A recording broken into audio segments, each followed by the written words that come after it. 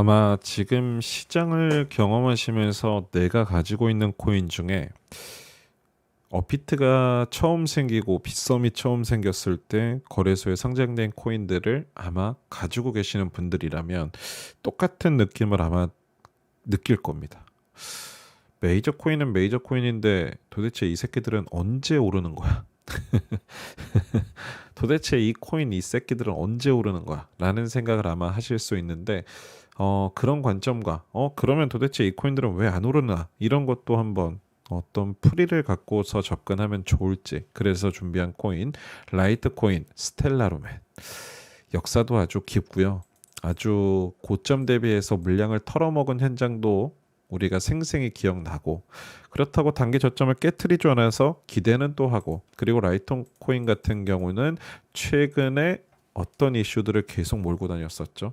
뭔가 비트코인과는 별개로 움직임을 줄 수 있는 외부 뉴스들의 그리고 작년에 가장 기억에 남는 거는 어쨌든 아마존 결제 그리고 월마트에서도 오프라인 결제를 한다. 그러니까 이제 유통 채널들하고 좀 연동을 시켜서 현금처럼 사용할 수 있는 코인 토큰을 접목시키겠다라고 하는 그런 소스의 라이트 코인이 항상 거론이 됐었던 거.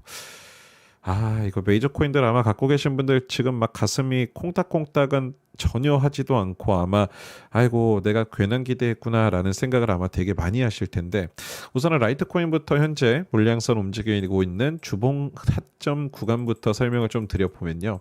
아직 못 가는 이유가 확실히 있습니다.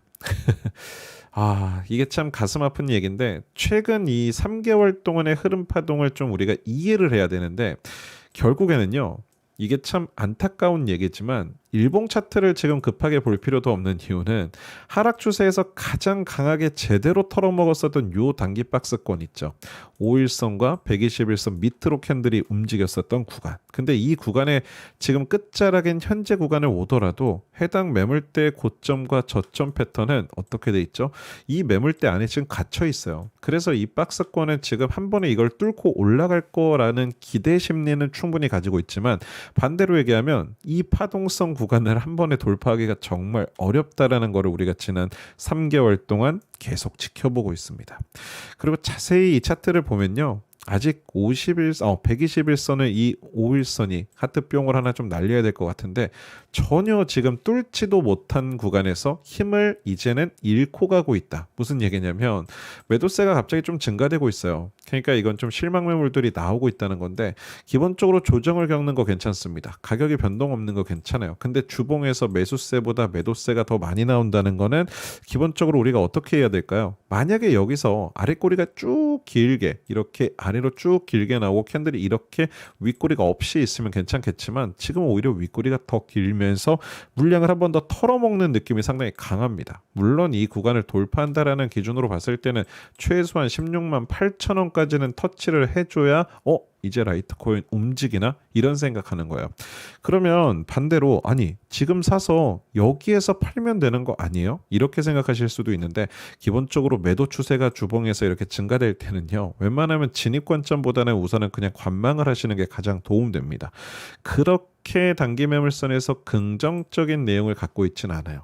어쨌든 뭐 보는 눈마다 틀리겠지만 제가 생각하는 단기에 나온 가장 큰 음봉 박스권에 아직도 갇혀있는 이 차트는 단기에 다른 알트코인을 차라리 매수하는 게 기회비용도 줄어들 것 같고요. 파동성 구간에서 라이트코인은 어쨌든 제가 볼 땐 비트코인이 큰 상승을 하지 않는 이상 이 아이가 같이 움직일 가능성은 상당히 낮다. 이렇게 좀 보고 있습니다. 참고하시면 좋을 것 같고 스텔라로맨도 일봉 차트를 보기 전에 같아요. 사실은 이 메이저 구코인들이 참 징그러울 정도로 비슷한데 웃으면 안 되는데 이게 참 니들 어떡할래? 라는 생각이 좀 들 정도로 똑같은 이야기를 다시 한번 하겠습니다. 장대 음봉 채널이 최근 3개월 동안 나온 구간의 박스권을 어떻게 하고 있죠? 결국에는 지금 이 물량대가 돌파를 하지 못하고 있다. 매도 벽 그리고 지지 라인 결국에는 지금 요 바닥권에서 슈팅이 좀 나왔을 뿐이지 결국엔 고점 매물대인 297원은 아직도 멀어 보입니다.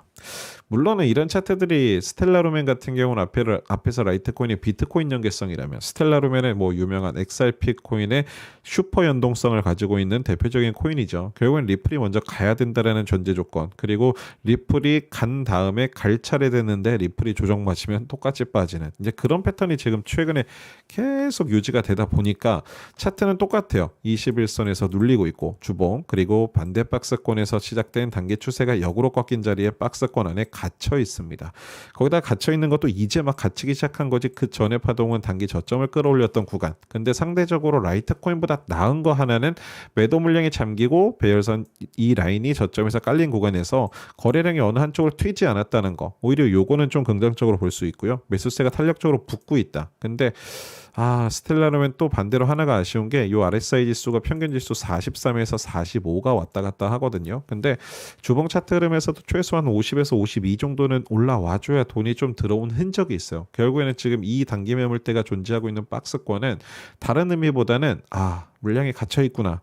지금 당장에 이게 움직일 가능성보다는 오히려 비트나 리플이 먼저 움직이는 게 상대적으로 빠를 수도 있겠구나라고 좀 마음을 편하게 먹고 기다리셔야 됩니다. 물론 알트들이 다 움직이는데 얘네만 안 움직일 수는 없지만 굳이 이 코인을 지금 매수해서 마음고생하는 것보다는 오히려 상대적으로 변동성이 상당히 크고 주봉 차트 흐름상 21선, 61선 위에서 변동을 크게 주는 코인들이 스트레스를 덜 줄 수도 있어요. 뭔 코인이 좀 움직여야죠. 제가 보는 관점에서 이 코인들이 갑자기 뭐 7, 8% 급등세 나온다, 그런 구간이 노출되더라도 저항대로 지금 보이고 있는 최소한 21선 위에서 캔들이 안착하는 순간 매수하셔도 전혀 늦지 않다고 생각합니다. 아마 보유하고 계신 분들도 똑같이 마음고생하고 계실 텐데 지금 당장에 이게 응어리를 풀어줄 만한 차트는 아니다. 이거를 좀 객관적으로 설명을 좀 드릴게요. 이렇게 좀 영상을 마무리하겠습니다. 감사합니다.